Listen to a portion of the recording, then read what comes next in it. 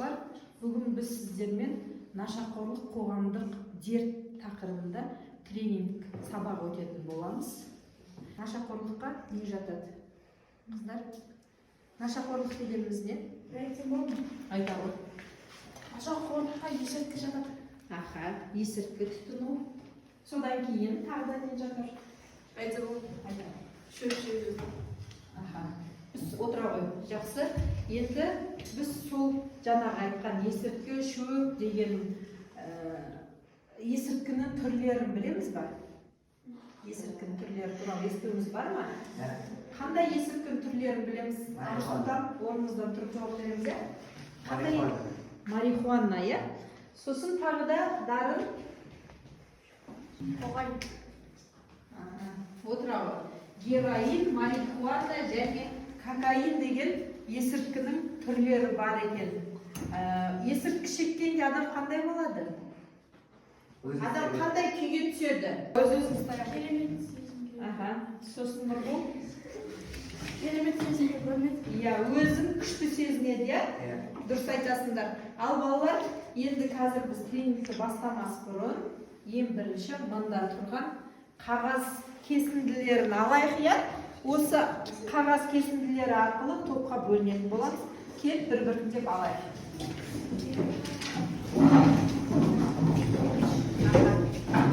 Ж болса Жапонға, Е болса Европаға, А болса Африкаға барамыз. Топқа бөлініп алдық қой, иә? Енді қазір топ бойынша амандасамыз, иә? Бізде бірінші жаттығу ол сәлемдесу жаттығуы. Ең бірінші ортаға Африка тобын шақырайық. Африкандықтар амандасқан кезде жымияды екен. Иә, жымиясындар. Ол африкандықтардың сәлемдесуі. Иә? Енді ортаға жапондықтарды шақырамыз.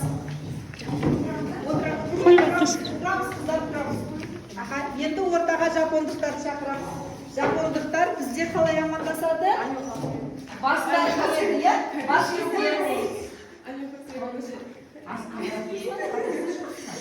Чес қарап тұрсын ғой? Атқа қарайтыңдар. Иә, бастарын иіп сәлемдескен. Енді европалықтарды ортаға шақырайық. Амандасаткен, олар қолдарын қысаткен, иә? Осында тұрған оқушыларды қолдарын қысып амандасамыз. Европалықтар. Ал енді осы жаттығуды қайталайық. Африкалықтар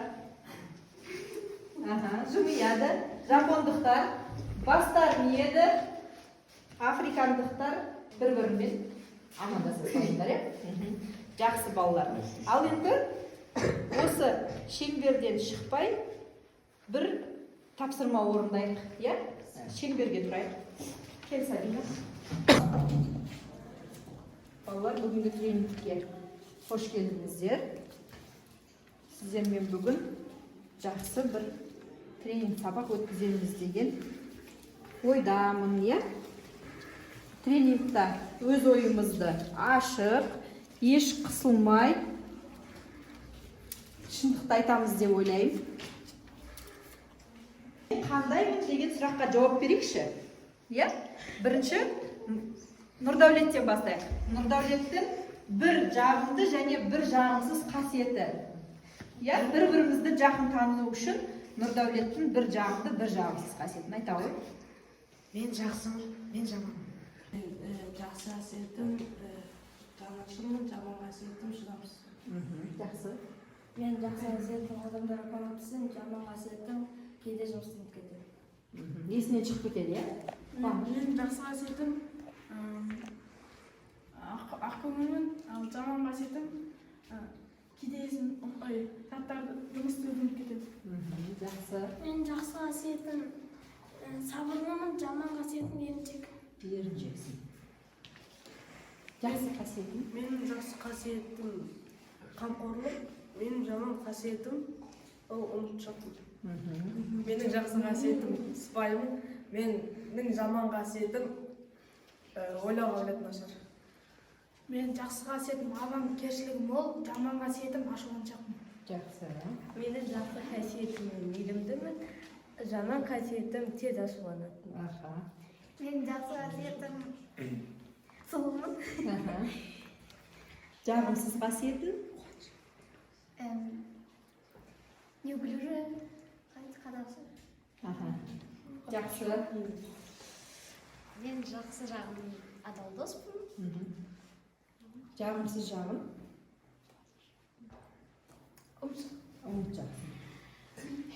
Мен жақсы жағым, жақсы жағым шыдамдымын деп ойлаймын.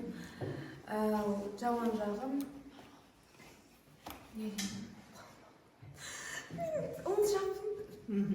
Мен жақсы қасиетім, мен мейірімдімін, мен жаман қасиетім, мен тез ашуланып қаламын. Мен жақсы қасиетім адалмын, мен жаман қасиетім, мен ашуланшақпын. Мен жақсы қасиетім, мен ұқыптымын, мен жаман қасиетім, мен көп қаңғимын. Қыдырасың, е? жақсы қасиетім мейірімдімін, жаман қасиетім ашуланшақ. Жақсы балалар, е? Біз бір-біріміздің қандай екенімізді жақынырақ білдік, е? Бұрын біз тек қана атымызды ғана білеміз, қай сыныпта ғана оқитынымызды білеміз. Ал енді бүгіннен бастап кімнің ұмытшақ екенін, кімнің мейірімді екенін, жағымды да, жағымсыз да қасиеттерін білетін боламыз, е? Жақсы балалар. Ал енді қазір біз сіздермен бір сұраққа жауап берейікші. Е? Бүгінгі менің көңіл күйім неге ұқсайды деген сұраққа жауап берейікші. Е? Мысалы, менен бастайық, е? Бүгін менің көңіл күйім күнге ұқсайды, е? Мен бүгін қуанышпен ояндым. Е? Мен бүгін көптеген адамдарға жақсы сөз айтам деп ойлаймын. Ал енді қазір Абайдан бастаймыз. Абайдың көңіл күйі неге ұқсайды екен? Айға. Неге айға ұқсайды? Себебі мен көңіл күйім жақсы. Ай жақсы, е? Әлішердің көңіл күйі неге ұқсайды екен? Марсқа. Неге Марсқа? Чуть ашуланды. Ашулысың ба? Жақсы. Жұрттарым? Нептун.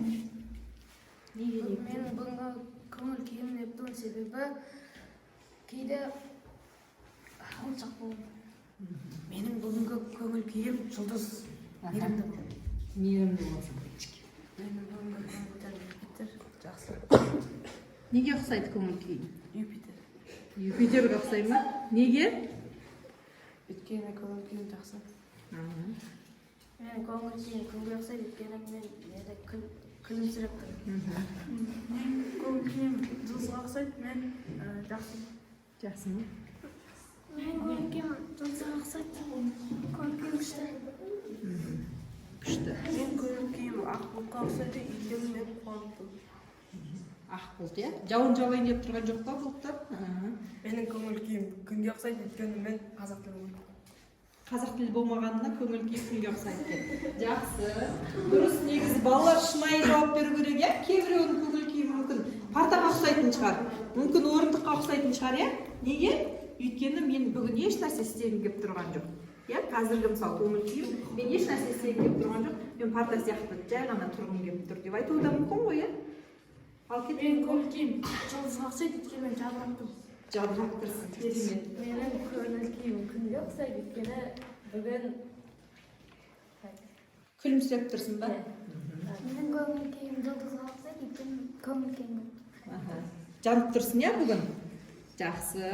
Мен көңіл күйім орындыққа ұқсайды отырып. Жақсы. Бағың. Көңіл күй неге ұқсап тұр? Құбылмалы мен. Құбылмалы. Мен көңіл күйім күнге ұқсап тұр, себебі мен қуаныштымын. Қуаныштысың, е? Жақсы балалар. Керемет. Қазір мен сіздерге қағаздар таратып берейін, е? Сосын бұл қағазда бұл ассоциация ойыны деп аталады, е? Бұл қағазға біз нашақорлық туралы кластер ма, постер ма, өздеріңізге жандарыңызға жақын кез келген суретті де салуға болады, е? Жылжытып қояйық, жақсы. Енді нашақорлық туралы өз ойыңызды осы қағаз бетіне сурет емес, кластер, постер, нашақорлық туралы өз ойларыңызды осы қағазға түсіріңіздер, иә? Нашақорлық дейміз да. Нашақорлық туралы бұл ассоциация ойы деп аталады. Негізі нашақорлық деген сол наркомания ғой. Ол грек тілінде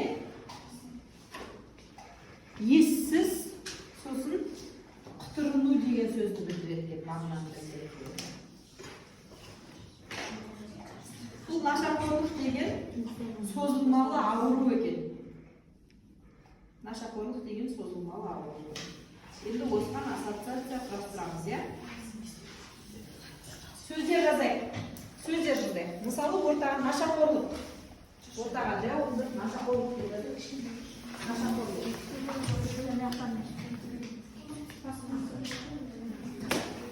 Нашақорлық деп жазайық.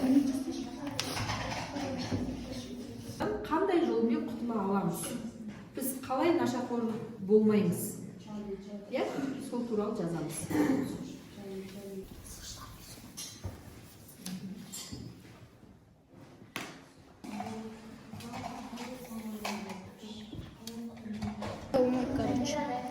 Нашақорлық,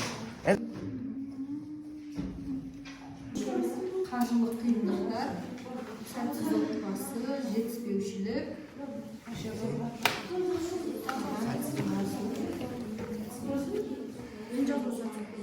сәтсіз отбасын жазамыз.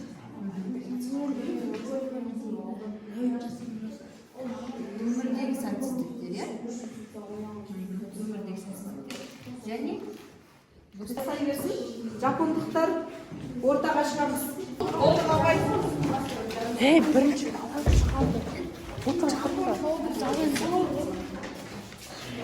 Үстін бастыра сал.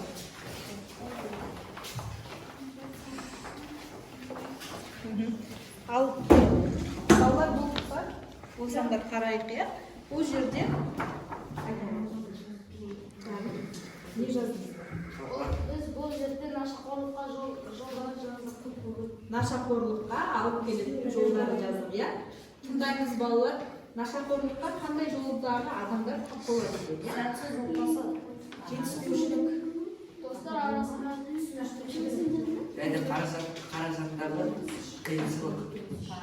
Қаражаттардағы қиыншылықтар, өмірдегі сәтсіздіктер. Осының бәрі нашақорлыққа алып келетін жол екен, иә?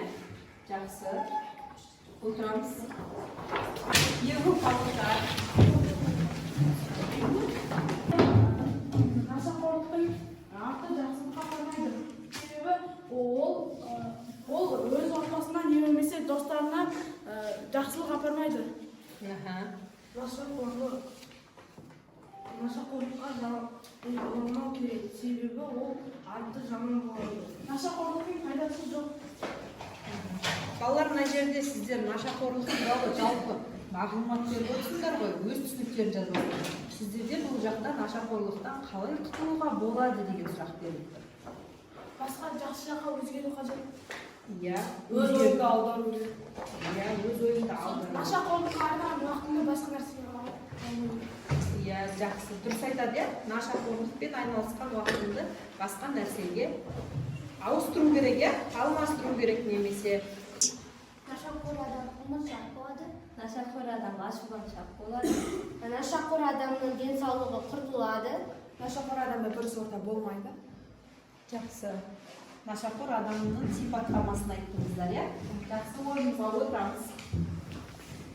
Осы нашақорлыққа байланысты шағын сауалнамаға жауап беріп өтейік, иә?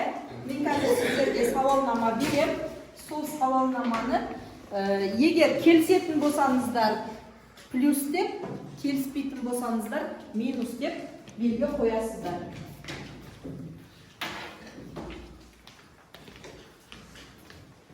Әркім өзінің пікірін жазады, иә? Келіссеңіздер плюс, келіспесеңіздер минус.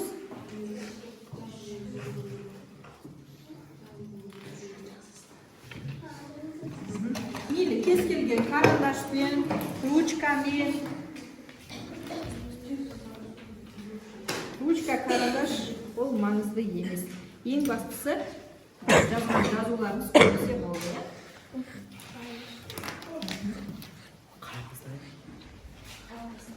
аты жөнімізді жазамыз, иә? Атымызды ғана жазамыз, болды. Мысалы, Дамир, Дарын, Нұрдәулет деген сияқты, иә? Есірткіні тұтыну шығармашылық қабілетті жоғарылатады ма? Жоқ. Келесі сұрақ, кез келген уақытта есірткіні тұтынуды тоқтатуға болады ма? Иә. Жақсы. Нашақорлық емделетін дерт бар? Емделмей ма нашақорлық? Емделеді. Бірақ көп адамдар күш жігер уақыт болу керек, иә? Жақсы. Ең бастысы ниет. Ниет болса, кез келген ауруды, кез келген қиыншылықты жеңіп шығуға болады. Келесі сұрақ. Жасөспірімдер есірткіні қызығушылықтан тұтынады ма? Иә. Жақсы. Есірткі саудасы заңмен қудаланады ма? Жоқ.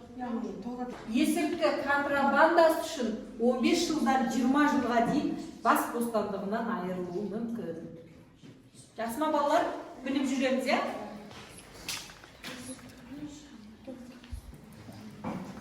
Қолдану өлімге әкеледі ме?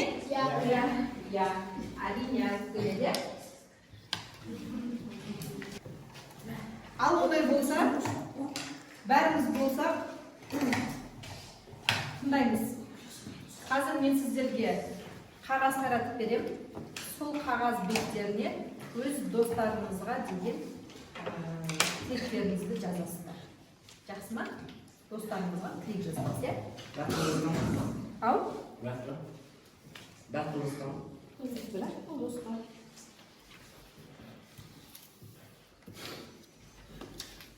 Досым, бүгінгі күніңе сәттілік тілеймін. Иә? Немесе сабағыңды жақсы оқуына тілектеспін. Бір сөйлем ғана балалар, иә? Көп жазбаймыз, бір сөйлем ғана жазамыз. Бірақ шын жүректен, иә? Жүректен шыққан тілек болсын. Жазалыңызды.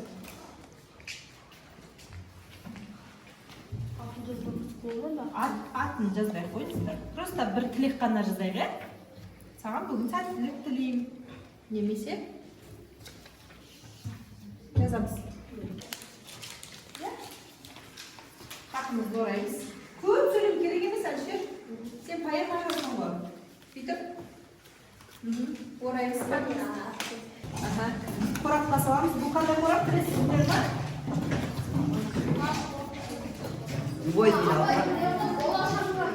Отырамыз, балалар. Отырамыз. Бұл болашақта емес, бұл досымызға хат, иә? Бұл не үшін бұндай қорапқа салдық? Бұл қорап не деп жазып тұр маяқта? Почта деп тұр, иә? Почтамен бұны хатты достарымызға жібереміз, иә? Отырамыз бәріміз, иә? Ал енді балалар бізге осы жақта тұрған бәрімізге достарымыздан хат келді. Иә? Осы қазір қорапты ашып, ішіндегі әркім өзіне ұнаған хатты таңдап алады, иә? Қыздардан аламыз. Тез аламыз, қыздар. Тез аламыз.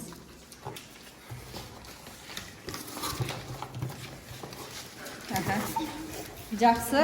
Ал енді хаттарымызды оқимыз, иә? Оқимы? Нұрсұлтанға қандай хат келді? Бүгін сабақта сәттілік тілеймін. Бүгін сабақта сәттілік тілеймін. Сабақта 5 алдым. 5 ал сабақта. Мен саған осы сабақта сәттілік тілеймін. Сәттілік тілейді. Досым, саған бүгін сәттілік тілеймін. Сәлем, саған бүгін жасап. Досым, мен саған бүгін жақсы күн тілеймін. Досым, мен саған бүгінгі күнде барлық сабақтан 5 тілеймін. Досым, бүгін саған сәттілік тілеймін. Сабағыңды жақсы оқы. Жақсы. Досым, сенің күннен сәтті өттім және есірткіге жоламаймын. Ол жақсылықтан сауын күн келмейді. Жақсы. Досым, саған бүгін сәттілік тілеймін. Досым, бүгін саған сәттілік тілеймін. Құрметті досым, бүгінгі күнге сәттілік тілеймін. Сау бол. Досым, саған зор денсаулық тілеймін. Өмірдің қызығын бол. Жақсы. Досым, күнің сәтті өтсін, күніңе саған шүкір болсын. Досым саған бүгін жақсы оқуына тілектеспін. Радной саған бүгінгі күнге сәттілік тілеймін. Жақсы. Досым, мен саған деген тілегім өмірдегі бар жақсылықты тілеймін. Аха, жақсы. Ал балалар, бәрілеріңізге бүгінгі күнге сәттілік тілейміз, иә? Сонымен бүгінгі тренингтен алған әсеріңізбен бөлісейік, иә? Абай? Мен бүгін нашақорлыққа әкелетін жолды және нашақорлықтан қалай өзімді құтқару керек екенін білдім. Дарын? Бүгінгі сабақтан нашақорлықтан қалай сақтану керек және де сол нашақорлықтың артып қандай жаманатқа апаратынын білдім. Жақсы. Мен бүгінгі сабақтан нашақорлықтан қалай тарылуға болатынын білдім. Аха, Мен нашақорлықтан өлімге апаратынын білдім. жақсы. Мен бүгін сабақтан нашақорлыққа жоламау туралы білдім. Мен бүгінгі сабақтан нашақорлықтан жоламауды білдім. Мен бүгінгі сабақта нашақорлыққа жоламауды түсіндім. Мен бүгінгі сабақта нашақорлықтан құтылуды түсіндім. Мен бүгін нашақорлықтан арылуды түсіндім. Мен бүгін нашақорлықтың пайдасы жоқ екенін білдім. Мен бүгін нашақорлықтың зиян екенін түсіндім. Жақсы. Мен Саярым? бүгінгі сабақта нашақор зиян екенін білдім. Мен бүгінгі сабақта нашақорлықтың өмірге әкелетінін. Жақсы. Мен бүгін нашақорлық неге әкелетінін білдім. Мен бүгін нашақор адам қандай болатынын білдім. Нашақорлыққа жоқ екенін білдім. Жақсы. Балалар, бүгінгі тренингқа белсене қатысқандарыңыз үшін көптен көп рахмет. Күндеріңіз сәтті өтсін.